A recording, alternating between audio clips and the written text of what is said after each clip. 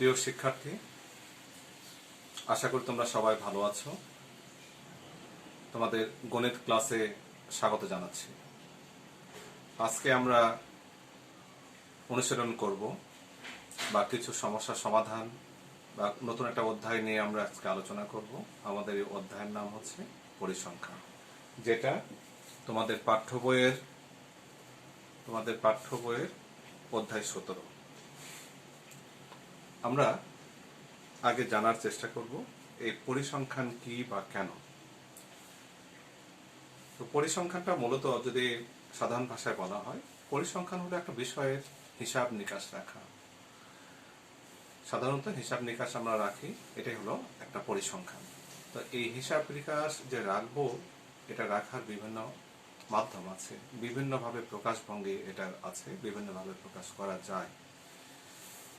সংখ্যা দিয়ে এটা প্রকাশ করা যায়, চিত্র দিয়ে প্রকাশ করা যায়, ফ্লো চার্ট দিয়ে প্রকাশ করা যায়।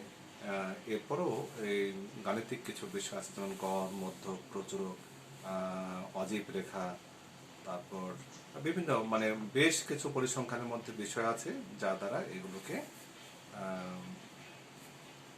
উপস্থাপন করা যায়। তো প্রথমে আমরা আসব যে তোমাদের পাঠ্য বই যেটা আছে, তোমরা পাঠ্য বইয়ের 326 পৃষ্ঠা তোমরা বের করবা। 326 পৃষ্ঠাতে যেগুলো বলা হয়েছে আমরা সেখান থেকেই একটু আলোচনা করব। যেহেতু এই পাঠে অধ্যায় 17তে অনুশীলনীতে যে সমস্যাগুলো রয়েছে তার থেকে সমস্যা বেশি আছে উদাহরণের মধ্যে, এবং উদাহরণগুলো আমাদের ভালো করে দেখতে হবে। উদাহরণগুলো যদি আমরা ভালো করে দেখি, এগুলো শিখি, তাহলে আমরা ভালো কিছু করতে পারবো। তাহলে প্রথমে আমরা আসি পাঠ্য বই অনুসারে ভূমিকায় আমরা আসি। বিজ্ঞান ও প্রযুক্তির উন্নয়নের অগ্রযাত্রায় তথ্য উপাত্তের অবদানের ফলে পৃথিবী পরিণত হয়েছে বিশ্বগ্রামে। অবশ্যই এর সঙ্গে সায়েন্স আছে এবং প্রযুক্তি আছে। তাদের সঙ্গে বিজ্ঞানের অগ্রযাত্রায় যে তথ্য এবং উপাত্ত যে আদান প্রদান হচ্ছে, এর ফলে সমগ্র পৃথিবী একটা বিশ্বগ্রাম বা ইংরেজিতে বলে গ্লোবাল ভিলেজে পরিণত হয়েছে। আমরা দেখো, একটা সময় এক দেশ থেকে আরেক দেশে চিঠি পাঠাতে বা একটা তথ্য পাঠাতে বা একটা খবর পাঠাতে অনেক সময় লেগে যেত। ব্যক্তিগত পর্যায়ে হলে তো কোনো কথা নাই, অনেক সময়। যদি তারা গ্রাম পর্যায়ে থাকতো, সেখানে অনেক সময় লেগে যেত। শহরে থাকলে হয়তো টেলিগ্রাফ সেই সময় ছিল, টেলিফোন ছিল। আজকে প্রযুক্তির কল্যাণে, একটা সর্বশেষ প্রযুক্তির কল্যাণে যে জিনিসটা চলে আসছে, ইন্টারনেটের মাধ্যমে স্বল্প খরচে যে কোনো তথ্য, বিশাল বিশাল তথ্য আমরা যে কোনো জায়গায় পাঠাতে পারছি বা আমরা আদান প্রদান আমরা করতে পারছি। সারা বিশ্বব্যাপী এই যে কোভিড মহামারী আকারে দাপিয়ে বেড়াচ্ছে, আমরা প্রতিদিন তার আপডেট পাচ্ছি। এটা আগের যুগে পাওয়া এটা সম্ভব ছিল না। তো আমরা এই পরিসংখ্যান যে আমরা পড়ছি, পরিসংখ্যান যদিও এটা বড় ক্লাসে আলাদা একটা সাবজেক্ট, অনার্স লেভেলে শুধু পরিসংখ্যানে অনার্স পড়ানো হয়, মাস্টার্সে পরিসংখ্যান হয়, পরিসংখ্যানের উপরে গবেষণা করা হয়, পিএইচডি করা হয়। অথচ তোমরা যেহেতু নবম দশম শ্রেণীর শিক্ষার্থী, মাধ্যমিক লেভেলে, তোমাদেরকে পরিসংখ্যানে সামান্য একটু অধ্যায়, শুধু একটু ধারণা দেওয়া হয়েছে মাত্র।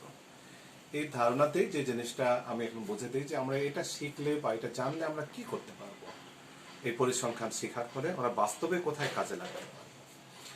একটু লক্ষ্য করে দেখো, যেমন কোভিডের কথা বলা হচ্ছে, আমাদের দেশের কথা, বিশ্বের কথা আমরা বললাম না। বাংলাদেশ এই মুহূর্তে কোভিডে বেশ আক্রান্ত অবস্থায় আছে। আমরা প্রতিদিনের টেলিভিশনে বা নিউজে বা ইন্টারনেটে আমরা খবর পাচ্ছি কি হলো, যে বাংলাদেশে আজকে 110 জন মারা গিয়েছে, 106 জন মারা গিয়েছে, 107 জন মারা গিয়েছে। এই যে তথ্যগুলো আমাদের কাছে নিয়ে আসা হলো যে বাংলাদেশে এতজন মারা গিয়েছে, এখন তো আমি প্রশ্ন করতে পারি, আচ্ছা বাংলাদেশে কোন বিভাগে কতজন মারা গিয়েছে? তাহলে কি হবে? তাহলে বিভাগ ওয়াইজ আলাদা আলাদা হিসাব করতে হবে। এবার যদি প্রশ্ন করা হয় যে কোন জেলায় কতজন মারা গিয়েছে গত 24 ঘন্টায়, এই হিসাবটাও কি হবে? এবার জেলায় জেলায় হিসাব বের করতে হবে। এই যে তথ্যগুলো যে সরবরাহ যেটা করা হয়, কার মাধ্যমে? যে মাধ্যমে করা হয় সেটাই হচ্ছে পরিসংখ্যান। আশা করি তোমরা এটা বুঝতে পেরেছ। যেমন বাংলাদেশের মৃত্যুর হার কত, তো মৃত্যুর হার আমরা কেমন করে বের করবো? আমার গ্রামে 5 জন লোক ছিল, একজন মারা গেল, আমি ওখানে বের করব না আমি সারা দেশ মিলে বের করব? সারা দেশেরটা আমার বের করতে হবে। আবার বলা হচ্ছে যে আক্রান্তের তুলনায় মৃত্যুর হার কত। আক্রান্ত জানো আমাদের দেশে ওঠানামা করছে, কখনো কমে যাচ্ছে, কখনো বেড়ে যাচ্ছে। মার্চ মাসের দিকে একবার 5% চলে আসছিল, এপ্রিল মাসে আবার বেড়ে 20-25, সেটা তো জুন মাসের আরো অনেক বেড়ে গেছে। জানেন এটা কোথায় ঠেকবে। কিন্তু এই যে তথ্যগুলো আমরা নিত্যদিন আমরা তথ্যগুলো পাচ্ছি, বা টেলিভিশনে পর্দায় চোখ লাগালে আমরা স্ক্রলে দেখতে পাচ্ছি যে বাংলাদেশে এতজন মারা গিয়েছে, হার এত, সবকিছু এটা পরিসংখ্যানের মাধ্যমে করা যায়। তোমরা ক্রিকেট খেলা দেখেছো, ক্রিকেট খেলার সময় দেখো এইরকম দেখা যায় যে ধরে নাও এটা একটা ক্রিকেট মাঠ না, এটা গ্রাফ, আমি গ্রাফে দেখাচ্ছি যে প্রথমে পাকিস্তান ব্যাট করেছে, তার গ্রাফটা হচ্ছে এইরকম একটা পাকিস্তানের গ্রাফ ছিল। অর্থাৎ পাকিস্তান যখন বল করেছে, রান করেছে, তাদের গ্রাফটা মানে লেখচিত্রটা এইরকম একটা তৈরি হয়েছে। এখন মনে করো দ্বিতীয় ইনিংসে বাংলাদেশ খেলতে গেল, বাংলাদেশ খেলতে যে বাংলাদেশে এক জায়গা থেকে স্টার্ট করেছে, প্রথম দিকে খারাপ, এখন নিচে গ্রাফটা নিচে আছে, এক পর্যায়ে বাংলাদেশ উপর দিকে উঠে যাচ্ছে, অনেক ভালো করছে, তারপর দেখা গেল বাংলাদেশ একবার এসে জিতে গেল। মানে পরের গ্রাফটা, এটা প্রথম গ্রাফ ছিল, এটা দ্বিতীয় ছিল। অর্থাৎ গ্রাফ থেকে, এটা অবশ্য কালার ইয়েতে করতে হয়, পাকিস্তানকে হয়তো আমি দেখালাম যে লাল কালারের পেন্সিল বা পেন ব্যবহার করেছি, এটা কালো ব্যবহার করেছি বা গ্রিন ব্যবহার করেছি বাংলাদেশ, তাহলে সেই ক্ষেত্রে আমরা এটা এই গ্রাফটা আমরা সুন্দরভাবে দেখাতে পারবো। তাহলে বলা হচ্ছে যে সারা বিশ্ব কে বলা হচ্ছে এখন বিশ্ব গ্রামে, ইংলিশ হচ্ছে গ্লোবাল ভিলেজে পরিণত হয়েছে। তথ্য ও উপাত্তের দ্রুত সঞ্চালন ও বিস্তারের জন্য সম্ভব হয়েছে বিশ্বায়নের, যে বিশ্বায়ন হচ্ছে সেটা। এই যে আছে কোভিড টিকার বিষয়গুলো, কোন দেশ বাংলাদেশ খোঁজ করছে, কোন দেশে গেলে কোভিডের টিকা পাওয়া যাবে, কে দিবে। ভারতের সঙ্গে একটা চুক্তি ছিল, ভারতের মহামারী অবস্থা, তারাই পারছে না, তারাই বা কি দিবে। প্রাসঙ্গিকভাবে শিক্ষার্থীর জ্ঞান অর্জনের চাহিদা মেটানোর লক্ষ্যে ষষ্ঠ শ্রেণী থেকে তথ্যপত্রে আলোচনা করা হয়েছে, ধাপে ধাপে শ্রেণীভিত্তিক বিষয়বস্তুর বিন্যাস করা হয়েছে। এই ধারাবাহিকতায় এই শ্রেণীতে আমরা শিখব ক্রমযোজিত গণসংখ্যা বহুভুজ, অজীব রেখা এবং কেন্দ্রীয় প্রবণতা। আমরা যে পরিমাপ করব তার 3টা মাপক আছে, একটা হলো গড়, একটা মধ্য, একটা প্রচলন। গড়, মধ্য, প্রচলন আছে, এর মাধ্যমে আমরা এগুলি জানব। আমরা প্রথমে আসব উপাত্ত। উপাত্ত হচ্ছে গুণবাচক নয় এমন সংখ্যাবাচক তথ্যাবলী পরিসংখ্যানের উপাত্ত। মানে উপাত্ত যদি তোমাকে না দেওয়া হয় তাহলে তুমি হিসাব কেমন করে বের করবা। যেমন কোভিডের কথা আমরা বলেছি যে বাংলাদেশে ধরে নাও যে 110 জন মারা গিয়েছে গতকাল 24 ঘন্টায়। তো এই উপাত্ত মানে তথ্য যদি আমি না দেই জেলা থেকে, মনে করি প্রত্যেক জেলার হাসপাতাল থেকে কোনো তথ্যই আসলো না, তাহলে টেলিভিশন খবর পাবে কোত্থেকে? তাহলে এই তথ্যগুলো আসতে হবে। এখন তথ্যের মধ্যে বলা হয়েছে যে গুণবাচক নয়, সংখ্যাবাচক। গুণবাচক না, সংখ্যাবাচক যে বিষয়গুলো যেটা সংখ্যার মাধ্যমে প্রকাশ করা যায় সেগুলো হচ্ছে পরিসংখ্যানের তথ্য। সংখ্যাবাচক মনে করো 5 জন, 7 জন, 7 বছর, 8 বছর। টেম্পারেচারের কথা যদি বলা হয় যে আজকে খুব হাই টেম্পারেচার 42 ডিগ্রি সেলসিয়াস, অথবা যদি মিডিয়াম টেম্পারেচার 30 বা 32 ডিগ্রি সেলসিয়াস, শীতকালে 15-16 ডিগ্রি সেলসিয়াস, কঠিন শীত হলে বাংলাদেশে 8-9 ডিগ্রি সেলসিয়াস, আরো নিচে 6, এবার বোধহয় রাজশাহীতে 6 ডিগ্রি সেলসিয়াস আসছিল। তো এগুলো হচ্ছে তথ্য, এগুলো হচ্ছে সংখ্যাবাচক তথ্য। আবার গুণবাচক, সে ভালো নয়, সে দেখতে খারাপ, সে গণিতে ভালো নম্বর পায়নি, সে মেধাবী স্টুডেন্ট, এগুলো হচ্ছে গুণবাচক শব্দ। তাহলে গুণবাচক যে শব্দগুলো আছে, এই গুণবাচক শব্দগুলো পরিসংখ্যানের তথ্য না। পরিসংখ্যানের তথ্য হবে কোনগুলো? সংখ্যাবাচক যেগুলো, সেগুলো। আর এই উপাত্তগুলো আমরা প্রথমে কি করি? এই উপাত্তগুলো আমরা নিয়ে এগুলো আমরা বিশ্লেষণ করি, আমরা শ্রেণীবদ্ধ করি। শ্রেণীবদ্ধ করার পরে এখান থেকে আমরা সেই শ্রেণী পরিসর, শ্রেণী ব্যবধান, শ্রেণী সংখ্যা, ট্যালি, এইগুলো আমরা ব্যবহার করে আমরা সঠিক একটা সিদ্ধান্তে আমরা পৌঁছি বা একটা সঠিক ফলাফলে আমরা পৌঁছার চেষ্টা করি। এবারে আমরা পাঠ্য বইয়ের উদাহরণ 1 নিয়ে এখন একটু আলোচনা করব। উদাহরণ 1, পাঠ্য বই।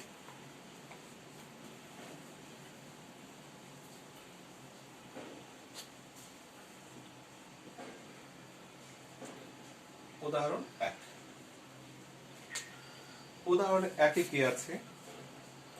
কোনো এক শীত মৌসুমে শ্রীমঙ্গলে জানুয়ারি মাসের 31 দিনের সর্বনিম্ন তাপমাত্রা ডিগ্রি সেলসিয়াসে দেওয়া হলো। তাপমাত্রা একে তো শ্রীমঙ্গল খুব শীত প্রধান জায়গা, কিন্তু শীতকালে জানুয়ারি মাসে প্রচুর সেখানকার তাপমাত্রা নেমে যায়। সেখানে 31 দিনের তাপমাত্রা দেওয়া আছে। জানুয়ারি মাস 31 দিনে হয়, তোমরা জানো, সেই জন্য 31 দিনের তাপমাত্রা এখানে দিয়ে রেখেছে।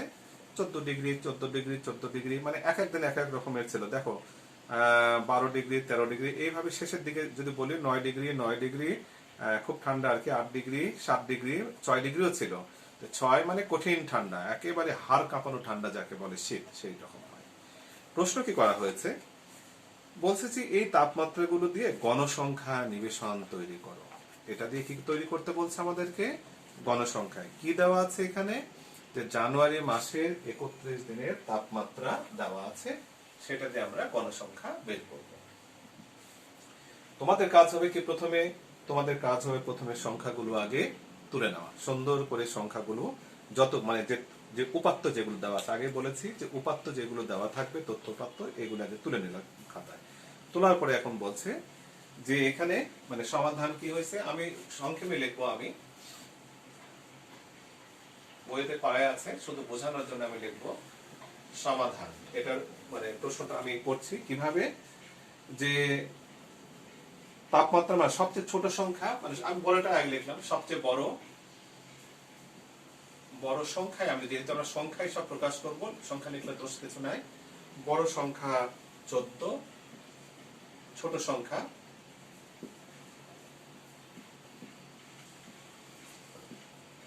ছোট সংখ্যা 6। তাহলে এই যে উপাত্তর একটা ছোট সংখ্যা ছিল, একটা বড় সংখ্যা ছিল, তাহলে উপাত্তের পরিসর কত হবে,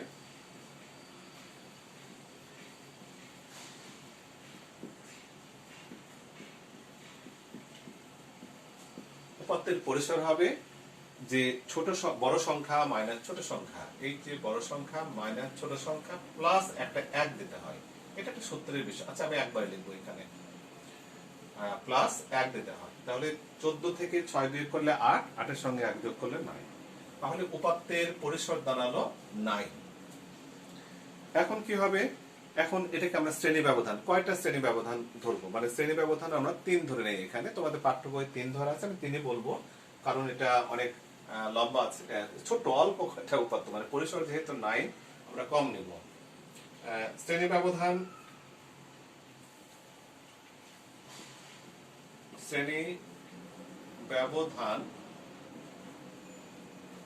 3 নেওয়া হলে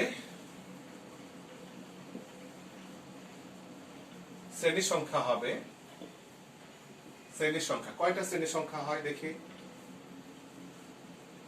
শ্রেণী সংখ্যা হবে 9/3, বা হচ্ছে 9/3, মানে শ্রেণী সংখ্যা হলো 3। এই হলো আমাদের কি ছিল, তথ্য যেগুলো দেওয়া ছিল, সেই তথ্যের মধ্যে সবচেয়ে ছোটটা আমরা বড়টা লিখেছি, বড় সংখ্যাটা এত, বা তাপমাত্রা, সর্বোচ্চ তাপমাত্রা, সর্বনিম্ন তাপমাত্রা, এইভাবেও লেখা যায়, আরো সুন্দর হয়। তাহলে উপাত্তের পরিসর দাঁড়ালো কত, বড় সংখ্যা মাইনাস ছোট সংখ্যা প্লাস 1 ইকুয়াল 9। শ্রেণী ব্যবধান 3 নেওয়া হলে শ্রেণীর সংখ্যা, আমরা শ্রেণী ব্যবধান 3 ধরা যায়, 5 ধরা যায়, 7 ধরা যায়, এটা নির্ভর করে তথ্য যদি বেশি থাকে, মানে পরিসর যদি বেশি হয়, সেই ক্ষেত্রে বড় সংখ্যা নিতে হয় শ্রেণী ব্যবধান। আমাদের পরিসর মাত্র 9, তাহলে মাত্র শ্রেণী হবে কয়টা, 3টা হবে। এখন আমরা এটাকে শ্রেণীবদ্ধ করব, কিভাবে আমরা এই গণসংখ্যা নিবেশন সারণী আমরা তৈরি করব। দেখো আমরা এইভাবে কিছু ঘর আঁকাবো, এই যে ঘর আঁকছি এটাকে বলা হচ্ছে সারি, প্রথম সারি, দ্বিতীয় সারি, তৃতীয় সারি, চতুর্থ সারি।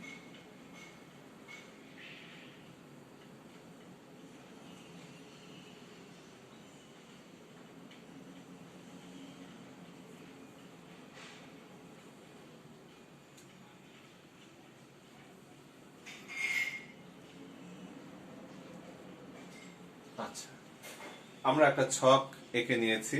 আমাদের ঘর ছিল, ঘর বললে ভুল হবে, এসব শব্দ ব্যবহার করব না, আমরা এই পরিসংখ্যানের যে মানে পারিভাষিক শব্দ বা যে ভাষা ইউজ করা হয়েছে সেগুলো আমরা বলবো এখানে।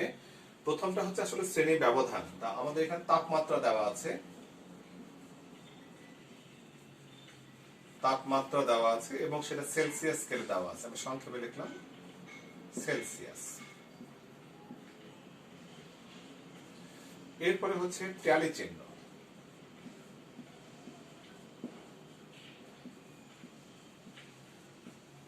এরপরে দেব গণসংখ্যা। এই গণসংখ্যাকেও ঘটন সংখ্যাও বলা হয়। তাহলে কি কি ছিল? তাপমাত্রা আমাদের এখানে দেওয়া আছে, তাপমাত্রা এটাকে সেলসিয়াস সেলসিয়াস স্কেলে মাপ দেওয়া আছে, এখানে ট্যালি দেওয়া আছে, গণসংখ্যা দেওয়া আছে। এখন আমরা দেখব ওই যে তালিকা সবচেয়ে ছোট কি? সবচেয়ে ছোট হচ্ছে 6 ডিগ্রি ছিল, সবচেয়ে ছোট সংখ্যা ছিল 6। তাহলে আমাদের তাপমাত্রা 6 ডিগ্রি থেকে 3 ঘর যাব। আমাদের শ্রেণী ব্যবধান নিয়েছিলাম 3, তাহলে 6 হাতে গুনবো, 6 7 8, 3 ঘর হয়ে গেছে 8। তাহলে 6 থেকে 8 মানে 6 থেকে 8 ডিগ্রি গেলে আমাদের হচ্ছে 3টা ঘর।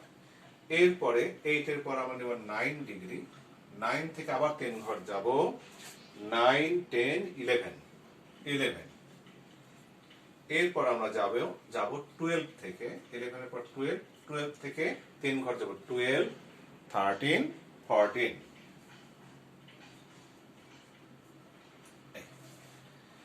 এখন আমাদের আসবে ট্যালি চিহ্ন। ট্যালি চিহ্নটা বিভিন্ন ভাবে করা যায়, একটা একটা করে কেটে। ওই যে প্রথমে বলেছিলাম যে জানুয়ারি মাসের যে তাপমাত্রা দেওয়া আছে, এই তাপমাত্রাটা তোমরা আগে উঠিয়ে নিবা। তাপমাত্রাটা উঠানোর পরে ওখান থেকে তোমরা কাটা শুরু করবা। কিভাবে কাটা শুরু করবা? প্রথমে আমি যদি বলি, যেমন 14 14 14, 3টা 14, 14 কার মধ্যে? এখানে এইভাবে লিখছে, একটা 14, দুইটা 14, 3টা 14, 3টা 14 কেটে দিলাম। তারপরে হচ্ছে 13 12, সেটাও এখানে আসবে, 13 আসলো। 12 আসলে কি হবে? এটাতে কাটতে হবে। অর্থাৎ প্রথমে 1 2 3 4টা, 5 নাম্বার ঘরটা হবে এভাবে। এটা গণার সুবিধার জন্য ট্যালি চিহ্ন দিলে আমাদের গণতে সুবিধা হয়, যার ভিতরে 5টা সংখ্যা আছে।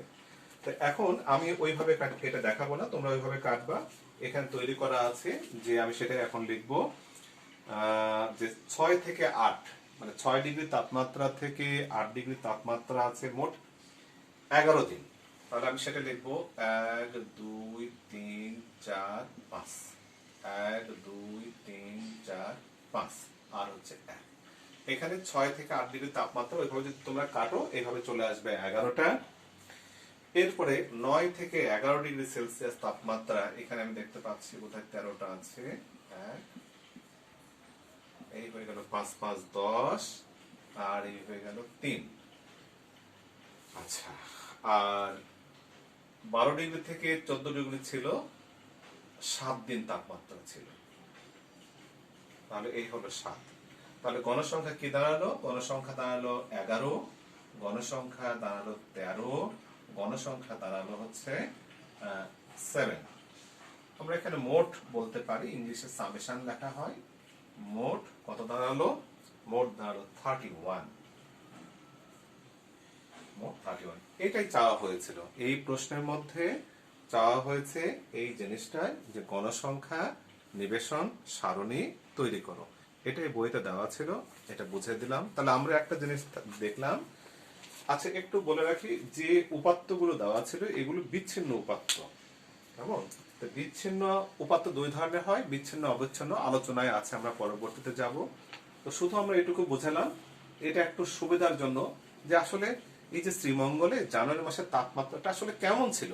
তো কেউ যদি বলে যে এত ডিগ্রি এত ডিগ্রি এত ডিগ্রি এত ডিগ্রি, এটা শুনতেও আমাদের বিরক্ত লাগবে, মাথা ধরে যাবে, 31 বার বলতে হবে। তো একজনকে বলা হলো যে শ্রীমঙ্গলের তাপমাত্রাটা এবার 2021 সালের জানুয়ারি মাসে কেমন ছিল। সে বলবে 6 ডিগ্রি থেকে 8 ডিগ্রি তাপমাত্রা ছিল 11 দিন। সে বলবে 9 ডিগ্রি থেকে 11 ডিগ্রি তাপমাত্রা ছিল 13 দিন।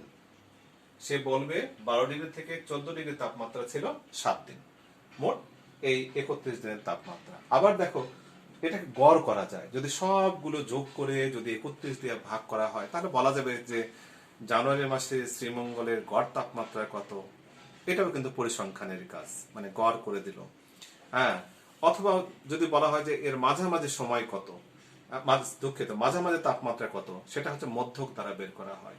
আবার বলা যে সর্বোচ্চ একেবারে মানে কঠিন কনকনে ঠান্ডা সেটা কোন সময়, যেমন এটা 6 দ্বারা প্রকাশ করা হচ্ছে যে 6 ডিগ্রি তাপমাত্রা ছিল যে দিনগুলোতে, এইগুলো ছিল খুব মানে প্রখর ছিল। এটা হচ্ছে গড় মধ্যক, মানে প্রচুরক দ্বারা এগুলো, না প্রচুরক ওটা না, প্রচুরক সবচেয়ে বেশি কোনগুলো মানে মানে সবচেয়ে ভালো আবহাওয়া অথবা কোন ধরনের আবহাওয়া সবচেয়ে বেশি ছিল সেটা হচ্ছে প্রচুরক। এরপরে আমরা এগুলো যখন আলোচনায় যাব ধীরে ধীরে আমরা আসবো ওখানে। পরের প্রশ্ন করা হয়েছে ক্রমযোজিত গণসংখ্যা। তাহলে আমরা এই তথ্যে এটাতে কি বের করেছি, গণসংখ্যা বের করেছি। তাহলে গণসংখ্যা বের করা আমরা শিখলাম। এখন বলা হয়েছে যে এখান থেকে ইয়ে বের করে দাও, ক্রমযোজিত গণসংখ্যা বের করে দাও। ইংলিশ বলছে কিউমুলেটিভ ফ্রিকোয়েন্সি, এটা বের করে দাও।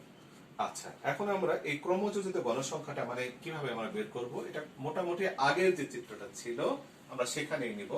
তোমরা দেখো তোমাদের পাঠ্য বইতে এইভাবে বলা আছে, আমি ওইভাবেই যাচ্ছি আলোচনা।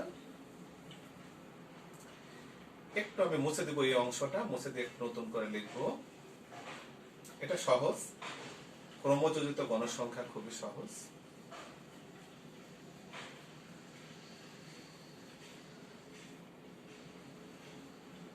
আমরা একটা ছকেও লিখতে পারতাম, এটা এক ছকের মধ্যে আমাদের এটা হতো। যাই হোক, আমরা বোঝানোর সুবিধার জন্য অন্য ছকে যাচ্ছি আমরা।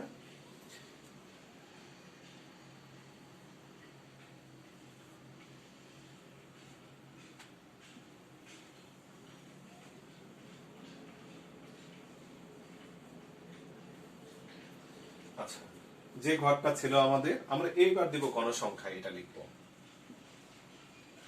কারণ আমরা বের করেছি আগের প্রথম যে চারটা নিয়েছিলাম আমরা গণসংখ্যা বের করেছি, আর এবার আমরা বের করব যোজিত গণসংখ্যা।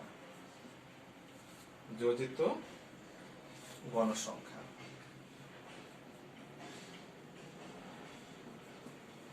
আচ্ছা, গণসংখ্যা আমাদের দেওয়া ছিল কত আগে, 11, মানে আগের অঙ্ক যেখানে আমরা বের করেছি আগে 11, 13 এবং 7 দেওয়া ছিল। এখন যোজিত গণসংখ্যা আমরা কি করে বের করব, যোজিত গণসংখ্যা আমরা বের করব এরকম ভাবে, এই যে 11 থাকবে এখানে, এরপরে এই 13 যেটা আছে, 13টা একটু আগে লিখবা, 13 প্লাস 11 ইকুয়াল কত হচ্ছে 24, আবার 7 প্লাস ওই 24 31। অর্থাৎ আমরা যখন যোজিত গণসংখ্যা যখন বের করব, টোটাল যে উপাত্ত আমাদের দেওয়া ছিল, যেটা আমরা গণসংখ্যার সংখ্যা বলছি, যেমন 31, সেটা কিন্তু আবার মিলতে হবে এখানে এসে। আমরা যোগ করে আবার দেখলাম যে না, এটা 31 আমাদের হয়েছে। এটা গেল গণসংখ্যা, যোজিত গণসংখ্যা বের করা। এরপরে আমরা উদাহরণ 2 আসবো, পাঠ্য বইয়ের উদাহরণ 2। তোমরা একটু ধীরে ধীরে দেখো, আমরা আলোচনায় যাচ্ছি। তোমরা বই তো ওপেন আছে তোমাদের, আশা করি বইটা তোমরা দেখো। এখানে আমরা আসছি 40 জন শিক্ষার্থীর বার্ষিক পরীক্ষার ইংরেজিতে প্রাপ্ত নম্বর দেওয়া হলো।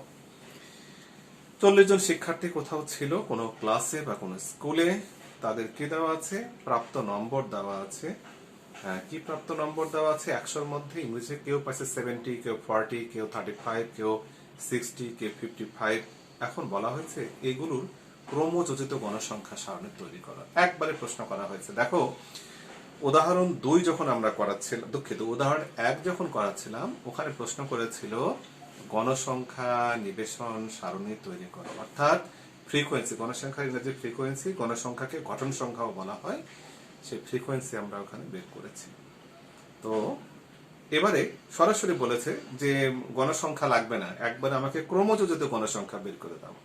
তবে হ্যাঁ, গণসংখ্যা বের না করে কিন্তু ক্রমযোজিত গণসংখ্যা বের করা যাবে না, আমাদেরকে আগে গণসংখ্যায় বের করতে হবে। একটু 328 পৃষ্ঠায় তোমরা দেখো, এই যে ইংরেজিতে নম্বর পেয়েছে 40 জন শিক্ষার্থী, তার জন্য প্রথমে আমাদের বের করা দরকার পরিসর। আমরা যাই কিছু, এগুলো একেবারে বিচ্ছিন্ন অবস্থায় আছে, স্কোরগুলো মানে ছড়ানো ছিটানো অবস্থায় আছে, শ্রেণীবদ্ধ নাই। আমরা প্রথমে আগে বের করব পরিসর। পরিসরটা আমরা কি শিখেছি মানে আগের অঙ্কে, যে সর্বোচ্চ মান বিয়োগ সর্বনিম্ন মান যোগ 1। সর্বোচ্চ আমরা এখানে অ্যানালাইসিস করে দেখছি, অ্যানালাইসিস বললে ভুল হবে, যাচাই করে আমরা দেখছি খোঁজ করে, যে হাইস্ট নম্বর পাইছে 90। একজন শিক্ষার্থী 90 নম্বর পেয়েছে, সে হাইস্ট। সেই 90 মাইনাস সবচেয়ে কম পেয়েছে, একটু অপেক্ষাকৃত বা ক্লাসের মধ্যে অনেক দুর্বল হতে পারে একজন স্টুডেন্ট আছে, সে স্টুডেন্ট পেয়েছে 35। তাহলে সর্বোচ্চ নম্বর মাইনাস সর্বনিম্ন নম্বর প্লাস 1, দেখা যাচ্ছে 55 প্লাস 1 56। তাহলে পরিসর হচ্ছে 56। দেখো আগের পরিসর ছিল মাত্র 9, আর এবারের পরিসর হচ্ছে 56। এইবার শ্রেণী ব্যবধান আগের বার 3 ধরা ছিল, এবার শ্রেণী ব্যবধান ধরা হয়েছে 5। ইচ্ছা করলে তোমরা 5-এর জায়গায় শ্রেণী ব্যবধান 7ও তোমরা ধরতে পারো। তাহলে কি হবে, শ্রেণীর সংখ্যা কমে আসবে। আমাদের এখানে শ্রেণীর সংখ্যা আছে মোট 12টা। কিভাবে হয় আমি যাচ্ছি ধীরে ধীরে। শ্রেণী ব্যবধান 5 ধরা হয়, তবে শ্রেণী সংখ্যা হবে কত, 56/5 সমান 11.2। 11.2 মানে দশমিক যখনই থাকবে, সংখ্যা যাহাই থাকুক না কেন, দশমিকের পরে রাউন্ড ফিগার হবে, পরবর্তী রাউন্ড ফিগার। 11.2 তাহলে কত হবে, 12। আবার যেন 0.2 মানে 5-এর ছোট জন্য বাদ যেন দিও না, এই পরিসংখ্যান এটা বাদ দিলে কিন্তু অঙ্ক করা যাবে না। পরিসংখ্যান বলছে দশমিকের পরে যাই থাকুক না কেন নিয়ে চলে যাও পূর্ণ সংখ্যায় 12। সুতরাং শ্রেণী ব্যবধান 5 ধরে ক্রমযোজিত গণসংখ্যা সারণী হবে। ওরা এখন দেখো প্রাপ্ত নম্বর, ওই যে আগের মতোই প্রাপ্ত নম্বর, ট্যালি চিহ্ন, গণসংখ্যা, ক্রমযোজিত গণসংখ্যা। আগের বার ছিল 1 নম্বর অঙ্ককে যদি চিন্তা করো, যে মানে আগের 1 নম্বর অঙ্কের কথা মনে আছে, ছিল তাপমাত্রা, ছিল ট্যালি, ছিল গণসংখ্যা। আর এবার আমি কলাম করেছি কয়টা, কলাম আর সারি, এটা যেন ভুল না হয়, বারবার বলছি। কলাম হচ্ছে উপর থেকে নিচ 4টা কলাম আছে এখানে, আর সারি আছে গণলে পরে 13টা সারি হবে, মানে 12টা সারি আছে, 12টা শ্রেণী, আর একটাতে লেখা আছে যে প্রাপ্ত নম্বর, ট্যালি চিহ্ন, গণসংখ্যা, এই যে আমরা বিবরণ যেটা লিখেছি আর কি। তো এখানে এখন আসি আমরা যে কিভাবে লিখবো আমরা। প্রাপ্ত নম্বর সবচেয়ে কত কম পেয়েছিল, একজন সর্বনিম্ন নম্বর ছিল 35। পাঠ্য বইতে বলা হয়েছে 35 থেকে 5 ঘর চলে যাও, হাতে গণ। 35, 36, 37, 38, 39, 5 ঘর হয়ে গেল। পরের ঘর আসো, 40 থেকে আবার 5 ঘর গণো, 40 থেকে ধরতে হবে, 40, 41, 42, 43, 44, শেষ। পরের ঘর মানে পরের সারি, আমি ঘর বললে ভুল বলছি, পরের সারি, প্রথম সারি, দ্বিতীয় সারি, তৃতীয় সারি। 44-এর পর 45 থেকে ধরা হয়েছে, 45 থেকে ধরলে কি দেখা যায়, 45 থেকে 49। এখন দেখো 50 থেকে 54, মানে একই সারিতে সর্বশেষ চলে যাচ্ছি। আমার ছিল সর্বোচ্চ সংখ্যা ছিল 90, আগে যদি মিলে যেত, কিন্তু 90 আমার লাস্টের দিক থেকে যদি প্রথম লাস্টে মানে শেষের দিক থেকে প্রথম সারি যদি বলি, 85 থেকে 89, আমার 90 কভার হয় নাই, কারণ আমার সর্বোচ্চ নম্বর ছিল 90। এই জন্য পরের ঘরে আমি গিয়েছি 90 থেকে 94। এখন আসো ট্যালি কাটার নিয়ম। আমি ট্যালি কাটার নিয়ম তোমাদের শিখাইছি, যে 35 থেকে 39 ওর মধ্যে দেখো কয়টা আছে, 2 জায়গায় আছে। 35 থেকে 39 2 জায়গায় আছে, অতএব ট্যালি চিহ্ন 2। 44 থেকে 45ও আছে, মাত্র 2 জন নম্বর পেয়েছে। 40 থেকে 44-এর মধ্যে নম্বর পাইছে 2 জন, 2। এইরকম ভাবে দেওয়া হয়েছে। ঠিক যতগুলো ট্যালি চিহ্ন ততগুলোই গণসংখ্যা।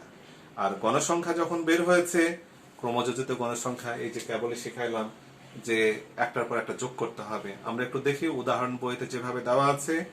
উদাহরণে কি বলা হয়েছে, বই দেখো, অবশ্যই হাতে বই রাখতে হবে। যে প্রথম সারির গণসংখ্যা 2, তাহলে ক্রমযোজিত গণসংখ্যা হবে 2, কারণ এই 2 এর সঙ্গে কাউকে যোগ করার কোনো ব্যবস্থা নাই। এইবার ক্রমযোজিত গণসংখ্যা 2 ছিল প্রথম সারিতে, এবার দ্বিতীয় সারিতে আছে গণসংখ্যা 2, এই 2 আর 2 যোগ করে হয়েছে 4। এবার তৃতীয় সারির গণসংখ্যা 5, 5-এর সঙ্গে দ্বিতীয় সারির ক্রমযোজিত গণসংখ্যা ছিল 4, এইভাবে যোগ করে 9। এইভাবে যোগ করতে করতে এসে সব শেষে এসেছিল 90 থেকে 94 এর গণসংখ্যা ছিল 1, তার সঙ্গে যোগ হয়েছে আগের ক্রমযোজিত গণসংখ্যা 39 দিয়ে কত হলো 40। এই যোগটা মিলতে হবে এখানে 40, কেননা ওই যে আমাদের স্টুডেন্ট কয়জন স্টুডেন্টের কথা বলা ছিল, 40 জন স্টুডেন্টের কথা বলা ছিল।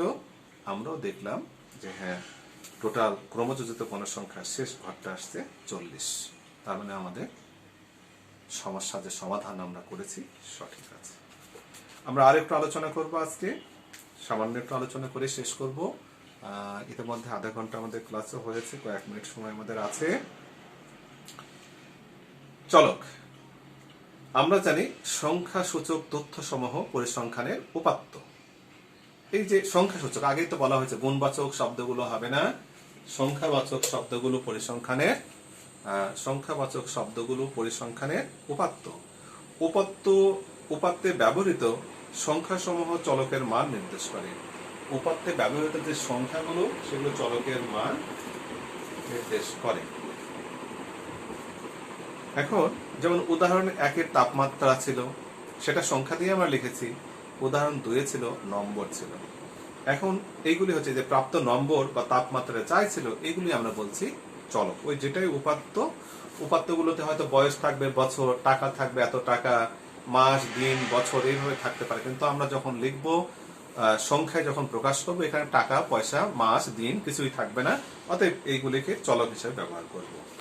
এখন আমরা বলবো চলক দুই ধরনের, একটা হচ্ছে বিচ্ছিন্ন চলক আর একটা হচ্ছে অবিচ্ছিন্ন চলক। এতক্ষণ আমরা তাপমাত্রা নিয়ে কাজ করেছিলাম 1 নম্বর অঙ্কে। 2 নম্বর অঙ্কে আমরা করেছি প্রাপ্ত নম্বর নিয়ে। এগুলি কি ছিল? বিচ্ছিন্ন চলক। বিচ্ছিন্ন চলকটা একটু মনে রাখবা, অবশ্যই সেটা পূর্ণ সংখ্যা হতে হবে। আর অবিচ্ছিন্ন চলকগুলোকে বলা হচ্ছে অবিচ্ছিন্ন চলকগুলো বাস্তব সংখ্যা। যত পৃথিবীতে বাস্তব সংখ্যা আছে সবগুলো হচ্ছে অবিচ্ছিন্ন চলকে অন্তর্ভুক্ত। আবার এই বিচ্ছিন্ন চলকগুলোকেও আমরা আমাদের কাজের জন্য আমরা অবিচ্ছিন্ন চলকে প্রকাশ করি। সেটা আমাদের যখন দরকার আছে তখন আমরা যাওয়ার চেষ্টা করব। আর একটা জিনিস আমাদের তখন দরকার পড়বে, লক্ষ্য করো, এই যে 2 নম্বর উদাহরণে যে প্রাপ্ত নম্বর যখন আমরা শ্রেণী ব্যবধানে সাজিয়েছিলাম 35 থেকে 39, হ্যাঁ 35 থেকে যখন আমরা 39 যখন সাজিয়েছি, তাহলে এটা একটা শ্রেণী। পরের শ্রেণী ছিল 40 থেকে 44। তো একটা উদাহরণ দিয়ে বোঝায়, এই যে 35 থেকে 39, তাহলে এই শ্রেণীর নিম্ন সীমা কত? 35। এই শ্রেণীর ঊর্ধ্ব সীমা কত? 39। কিন্তু প্রকৃত নিম্ন সীমা কত? আমরা এই জন্য এটাকে মানে এটা বিচ্ছিন্ন অবস্থায় আছে। 35 থেকে 39, 40 থেকে 44, অর্থাৎ 39-এর পরে আমরা 40 লিখেছি, এটা বিচ্ছিন্ন হয়ে গেছে। কখন অবিচ্ছিন্ন হবে? সেটা হলো যে প্রকৃত যখন নিম্ন সীমা আমরা লিখব এবং প্রকৃত যখন উচ্চ সীমা লিখব। সেটা আবার কি জিনিস? যেমন 35 আমাদের নিম্ন সীমা, 35 থেকে 0.5 বিয়োগ করলে কত আসে? 34.5। এটা হচ্ছে তার প্রকৃত নিম্ন সীমা। আর 39 আছে ঊর্ধ্ব সীমা। এই 39-এর সঙ্গে যোগ হবে 0.5, যোগ করলে কি হবে? 39.5। এটা হবে ঊর্ধ্ব সীমা। তাহলে এটা হচ্ছে প্রকৃত, প্রকৃত ঊর্ধ্ব সীমা এবং প্রকৃত নিম্ন সীমা। এই ছিল। এখন বলা হচ্ছে যে শ্রেণী ব্যবধান অবিচ্ছিন্ন করার জন্য, এটাই এখন বললাম যে বইয়ের পাঠ্য বইয়ের তোমাদের শেষে 3.5 লাইন পড়ছি। শ্রেণী ব্যবধান অবিচ্ছিন্ন করার জন্য কোন শ্রেণীর উচ্চ সীমা এবং পরবর্তী শ্রেণীর নিম্ন সীমার মধ্যবিন্দু নিয়ে সেই শ্রেণীর প্রকৃত উচ্চ সীমা এবং পরবর্তী শ্রেণীর প্রকৃত নিম্ন সীমা নির্ধারণ করা হয়। যেমন উদাহরণ 1-এ প্রথম শ্রেণীর প্রকৃত উচ্চ সীমা যেটা ছিল আমাদের প্রকৃত উচ্চ সীমা ছিল আমাদের 9। তা 9 থেকে একটু বোধহয় ভুল বললাম না, সঠিক বলেছি, 8 ছিল উচ্চ সীমায়। 8 ছিল, উচ্চ সীমার সঙ্গে 0.5 যোগ করাতে 8.5। আর আমাদের নিম্ন সীমা ছিল 6 থেকে 0.5 বিয়োগ করার ফলে হয়েছে 5.5। এবং দ্বিতীয় শ্রেণী মানে পরেরটা, ওখানে ছিল আমাদের 12 ছিল, 11 ছিল আমাদের উচ্চ সীমা 9 থেকে 11। তাহলে 11-এর সঙ্গে পয়েন্ট যোগ করাতে প্রকৃত উচ্চ সীমা হয়েছে 11.5। আর নিম্ন সীমা ছিল নিম্ন সীমা ছিল ওখানে 9 থেকে 0.5 বিয়োগ করার জন্য হয়েছে 8.5। এভাবে যদি সাজায় তাহলে আমরা এই অবিচ্ছিন্ন চলক হিসাবে এগুলোকে আমরা শ্রেণীবদ্ধ করতে পারবো। তাহলে প্রিয় শিক্ষার্থী, আমরা আজকে পরিসংখ্যান সম্পর্কে একটু আমরা ভূমিকা জানলাম, আমরা শিখলাম যে আসলে আমরা পরিসংখ্যান বাস্তব জীবনে আমরা কোথায় ব্যবহার করছি। আমরা উপাত্ত সম্পর্কে জানলাম যে কোনগুলো উপাত্ত কোনগুলো উপাত্ত না। এরপরে আমরা জানলাম একটা আমাদের শ্রীমঙ্গলের একটা পরিসংখ্যান দেওয়া ছিল 1 মাসে, সেখান থেকে আমরা গণসংখ্যা নিবেশন আমরা বের করেছি এবং পরবর্তীতে গণসংখ্যা নিবেশনের ওখান থেকে আমরা ক্রমযোজিত গণসংখ্যা আমরা বের করেছি।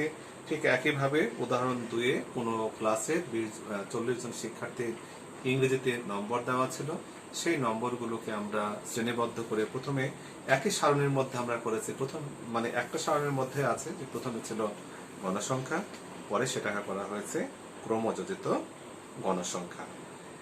এবং এরপরে আমরা চলক সম্পর্কে আমরা জানলাম এবং বিচ্ছিন্ন ও অবিচ্ছিন্ন চলক এটা সম্পর্কে আমরা এখানে জেনেছি।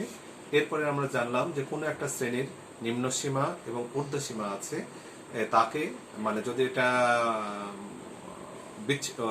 বিচ্ছিন্ন যদি হয়ে থাকে তাহলে তাকে অবিচ্ছিন্ন করা, অর্থাৎ প্রকৃত নিম্ন সীমা এবং প্রকৃত উচ্চ সীমা লিখে কিভাবে বিচ্ছিন্ন করতে হয় সেটা আমরা এখানে শিখেছি।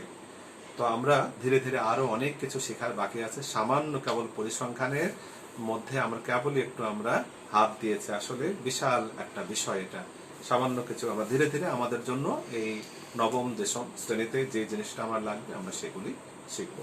সবাই ভালো থেকো এবং পরবর্তী ক্লাসে সবাই যোগদান করো এবং পরবর্তী ক্লাসে আমরা পরবর্তী গণসংখ্যা বহুভুজ এবং আয়তলেখ এটা সম্পর্কে আমরা আলোচনা করব। সবাইকে অনেক অনেক ধন্যবাদ।